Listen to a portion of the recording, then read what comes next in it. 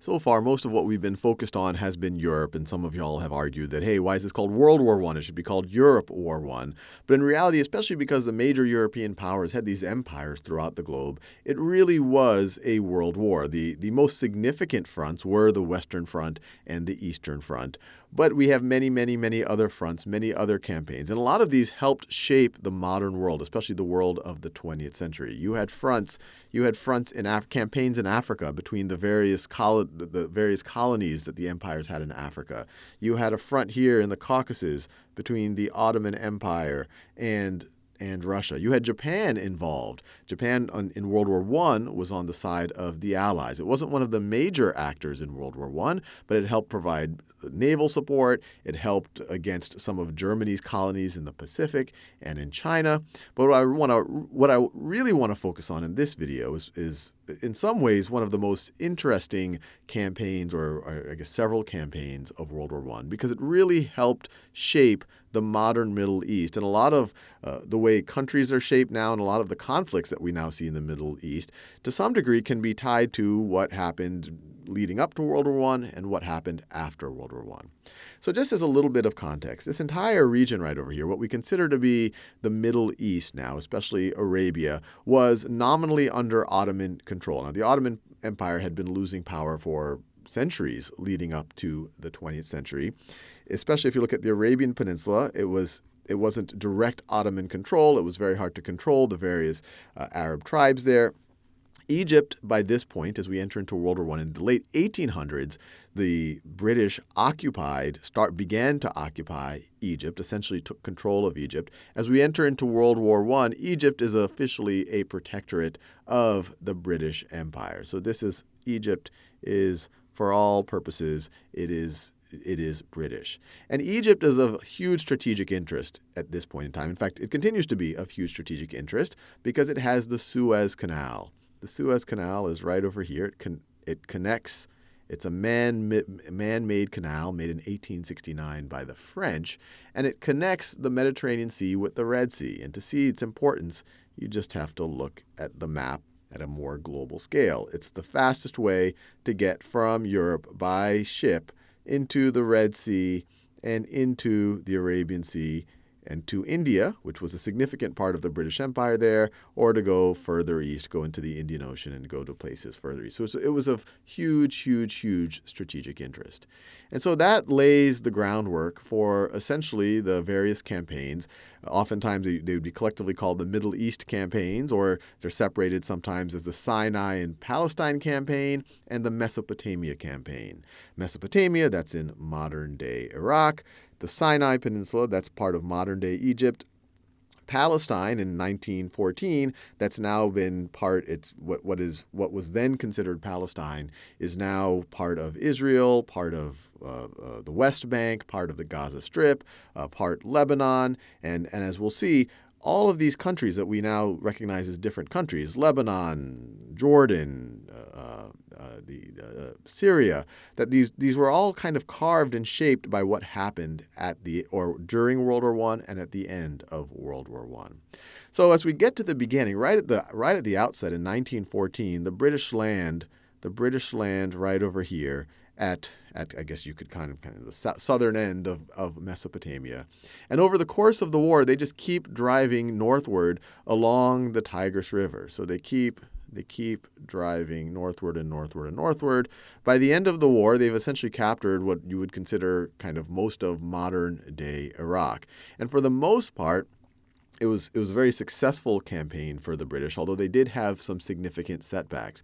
In particular, at the end of 1915, you have the British who are held up in Kut, and they were essentially sieged by the Ottoman Empire. 147 days siege. After 147 days, they had to surrender. They were starving in there. They couldn't get supplies. They were dying of sickness. This is actually a picture of an Indian soldier after the siege of Kut, after they were kind of taken by the Ottomans, after they surrendered. And even though the Mesopotamian campaign was successful for the British, the siege of Kut is kind of recorded in British military history or global military history as one of the biggest humiliations for the British Army, where you had that many troops who had to surrender. They were starving literally to death. And one thing I should point out, I'm going to be talking about the Allies, the British troops, but in the Middle Eastern campaigns, in the Sinai and Palestinian campaign, and in the Mesopotamian campaign, Indian troops, which were part of the British Empire, played a significant factor, especially in the Mesopotamian campaign, and so did the Australian and New Zealand troops. So when we talk about British troops, we're also talking about all of the various nationalities that were part of the British Empire. So by 1918, they were able to capture much of what is now modern-day Iraq, or much of, I guess you could say, Mesopotamia. And on the other side of, I guess you could call it, on the Egyptian side of the campaign, the first few offensives were actually taken by the Ottomans. They say, hey, look, the British hold the Suez Canal. If we could take back the Suez Canal, that would be a pretty crippling blow for the British, especially in their ability to get to the various ports of their empire. And so in 1915, you have the Ottomans try to make an offensive to try to capture the Suez Canal. It's repulsed. It fails. They try again in 1916. That fails again. After that, the British then take the offensive. And once again, it's the British, but we're talking they have Egyptian troops, they have Arab troops. Well, Egyptians are Arabs. They have Australian troops with them. They have Indian troops with them. And they start to make an offensive. And that offensive essentially continues through the course of World War I. So by 1915, they make they are able to defend the Suez Canal. 1916, they defend it again. By 1917, they're making an offensive. They're able to, after several tries, they're able to take Gaza in 1917. Then they're able to take Jerusalem, which was kind of a major source of prestige. Obviously, Jerusalem has a thousands years history of various armies trying to take Jerusalem.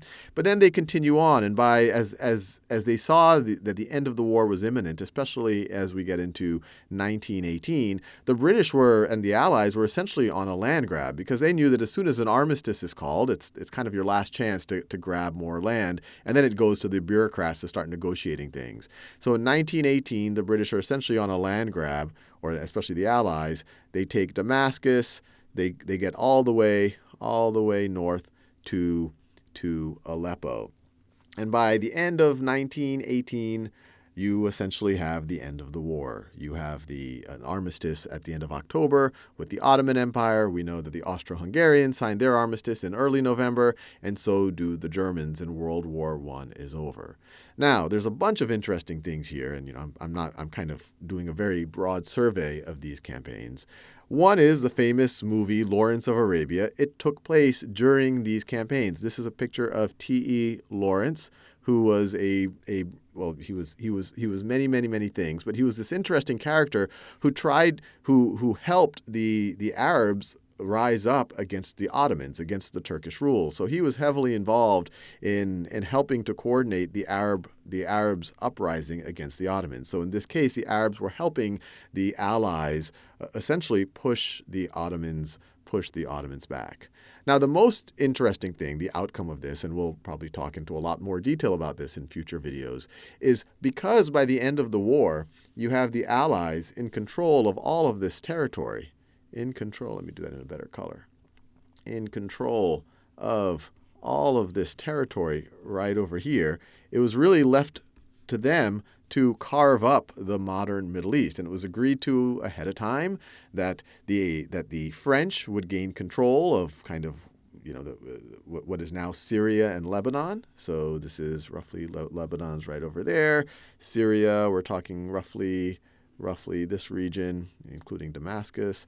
So roughly this region right over here. And it left the British in control of what is now Israel, Palestine,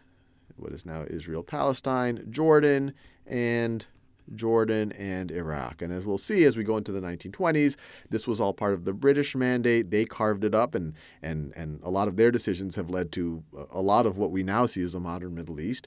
And the French essentially were in control up here in Lebanon and Syria as part of the French mandate.